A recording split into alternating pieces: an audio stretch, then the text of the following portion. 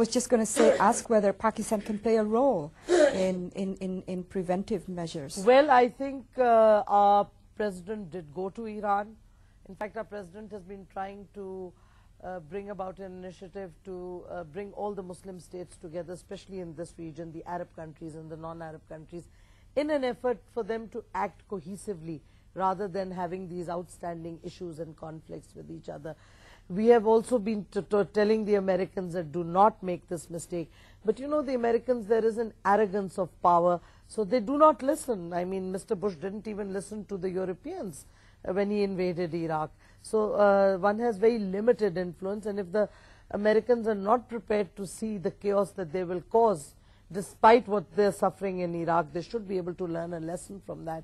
Then I'm afraid there is just going to be more and more chaos. But the end result will be that the US and the West will find itself increasingly isolated in this part of the Muslim world. Because if you attack Iran and if you destabilize this whole region, you're only giving space to the more extremist elements in Muslim societies. Unfortunately, that's coming to pass. Yeah. And vis-a-vis India, we have a dialogue process which commenced in 2004. And yes, the atmospherics are wonderful, you know, people-to-people relations, and everybody's embracing each other and so on.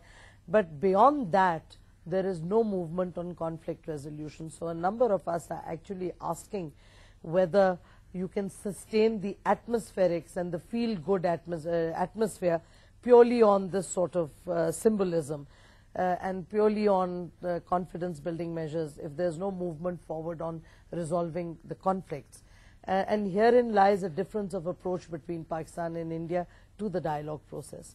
We support conflict resolution, and that is our intent for having the dialogue. The Indians seem more interested in conflict management and getting access to trade and so on. But I think one thing is very clear, that the dialogue process can suffer hiccups, but there's no going back and reneging on this process. This process is here to stay. It will continue. Whoever is in power in... Oh yes, there is consensus in Pakistan, even the religious parties. In fact, one of the first leaders who visited India after the détente started was Maulana Fazlur Rahman of one of the religious parties. So there is a consensus in Pakistan that we should support the dialogue process. What a number of us are questioning is the manner in which the process is continuing at the moment. Pakistan is in the forefront of the war on terrorism.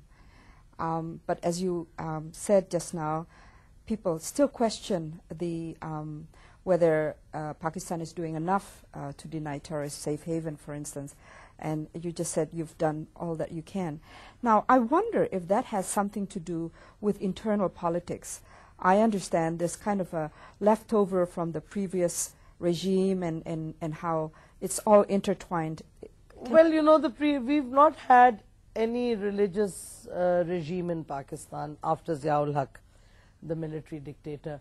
Our elected governments, successive elected governments and our caretaker governments have never belonged to the religious parties.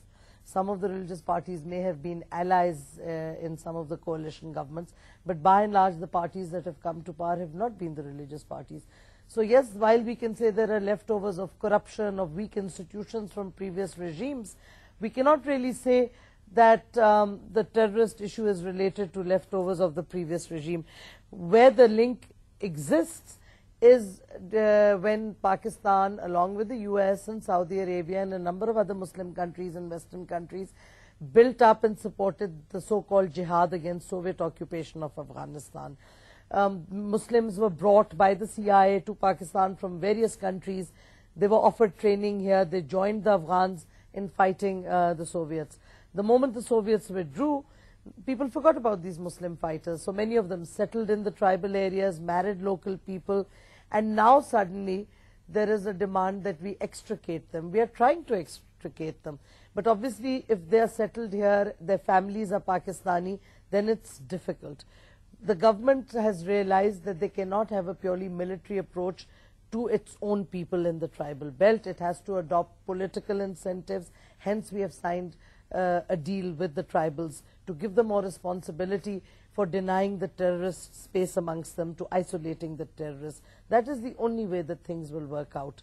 And of course, we have to remember that this is the second time we have become a frontline state, you know, for a US-led war.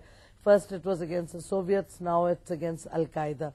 And we were burnt the first time round. We have to ensure that the same thing does not happen to us again. So we have to evolve a more nationalist-centric approach to fighting the terrorists that exist within us.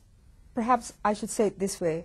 There is some talk about parts of the military still being sympathetic towards the Taliban. I don't think that is correct, for the simple reason that the military has a organizational identity which overrides everything else. There has been talk about the ISI supporting the Taliban. This is a very stupid thing to say, because the ISI is not an entity that is independent of the mainstream military. The ISI is the inter-services intelligence. Officers of the ISI are not recruited independently. Serving military officers serve 3-year terms in the ISI, including the head of the ISI.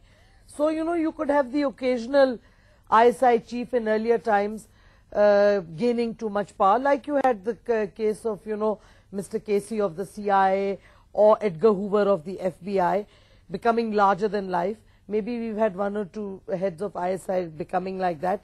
But by and large, the army generals who run the ISI come for 3 years, go back to the to some other command positions, you know.